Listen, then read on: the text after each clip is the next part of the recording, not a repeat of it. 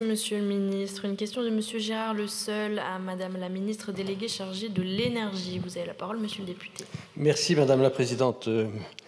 Monsieur le ministre, chers collègues, effectivement, ma question s'adresse à Madame la ministre déléguée chargée de l'énergie au sujet de la mise en application de la loi du 21 mai 2024 relative à l'organisation de la gouvernance de la sécurité et de la sûreté nucléaire. Ce texte prévoit la création d'une nouvelle institution, l'Autorité de sûreté nucléaire et de radioprotection, ASNR, par fusion au 1er janvier prochain des deux autorités actuelles, l'Autorité de sûreté nucléaire, ASN, et de l'Institut de radioprotection de sûreté du nucléaire, l'IRSN.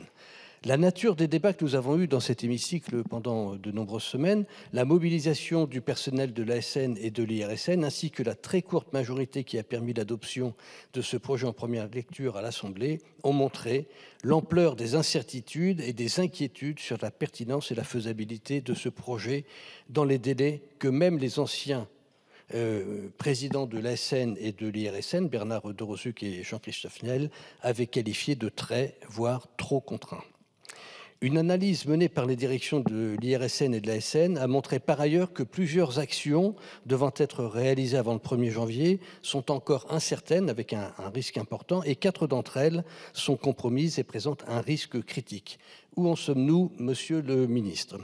Le rapport du gouvernement au Parlement sur l'avancement de cette réforme, remis d'ailleurs avec 3 mois de retard au Parlement, indique aussi que la dissolution de l'Assemblée nationale a empêché la nomination dès cet été d'un préfigurateur, ce qui a compliqué là encore le processus de rapprochement et de fusion.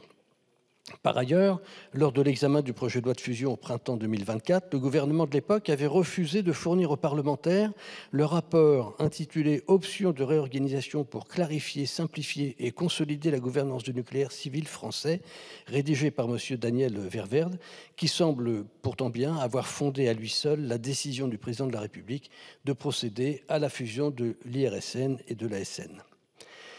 Face aux alertes reçues par les acteurs de la sécurité et de la sûreté nucléaire, face au flou qui existe sur les raisons de cette fusion, vécue aujourd'hui d'ailleurs comme une absorption par les salariés de l'IRSN, j'ai demandé à plusieurs reprises, avec des collègues issus de diverses bancs de notre Assemblée, la communication de ce rapport Ververde.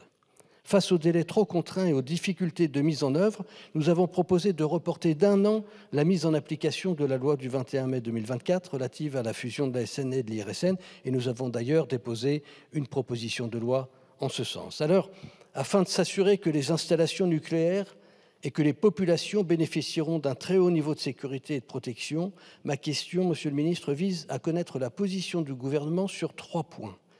Quelle sera la date de publication ? Quelle sera la communication du rapport Ververde pour éclairer et les parlementaires et l'Office parlementaire d'évaluation des choix scientifiques et techniques, l'OPEXT. Deuxième élément de question, quel est l'état d'avancement de ce projet de fusion? Et enfin, la pertinence d'un report d'1 an de la fusion effective de ces structures de sécurité et de sûreté est réellement posée. J'attends vos réponses, Monsieur le ministre, sur ces 3 points. Merci, Monsieur le député. Monsieur le ministre, je vous en prie. Merci beaucoup, Madame la Présidente, Mesdames, Messieurs les députés, Monsieur le député Le Seul. Je commencerai déjà par excuser ma collègue Olga Givernet qui ne peut pas malheureusement vous répondre ce matin, et donc je vais prendre le relais pour répondre à vos différentes questions. Tout d'abord, je vous remercie de cette question qui me permet de parler de notre stratégie pour la relance de la filière nucléaire. C'est un défi industriel majeur, avec des questions sous-jacentes de compétences et de sûreté, et c'est l'une des priorités de la politique énergétique du gouvernement, avec bien sûr la baisse de la consommation et le développement des énergies renouvelables. Et donc la création de la future autorité de sûreté nucléaire et de recherche répond à ce défi. Le gouvernement a mené un important travail de concertation depuis juillet 2023. Nous avons souhaité que cette instance soit la plus efficiente en termes de sûreté, de radioprotection et de gouvernance plus globalement. Le gouvernement a échangé avec le personnel tout en s'appuyant sur les travaux des parlementaires.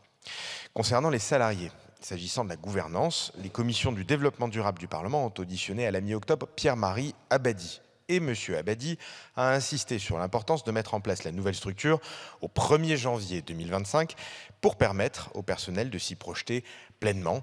et le gouvernement est d'accord avec son analyse. Le projet d'organisation a été stabilisé le 7 octobre. 27 salariés de l'IRSN et 15 de l'ASN voient le périmètre de leur poste évoluer sur plus de 2000 personnes. Et donc, ils seront accompagnés dans cette transition.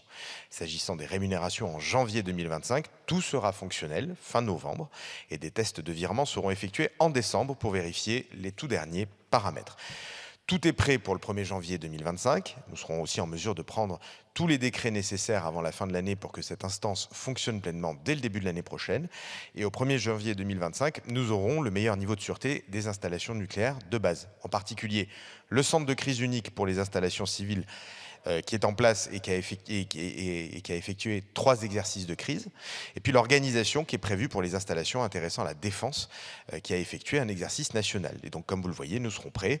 Nous devons aux salariés qui rendent la création de l'ASNR possible depuis plus d'1 an de la faire aboutir. Et c'est ce que, monsieur le député, le gouvernement souhaite faire. Merci, madame la présidente. Merci, monsieur le ministre. Monsieur le député Le Seul. Merci Madame la Présidente. Monsieur le Ministre, vous tentez de nous rassurer sur ce projet de fusion.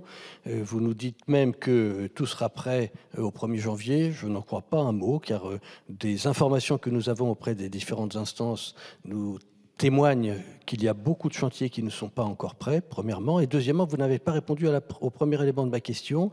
Quand aurons-nous la communication de ce rapport Ververne sur lequel le président de la République a fondé sa réflexion et sa décision d'une fusion? Je vous remercie. Merci, monsieur le député. Une question de monsieur Alexandre Loubet à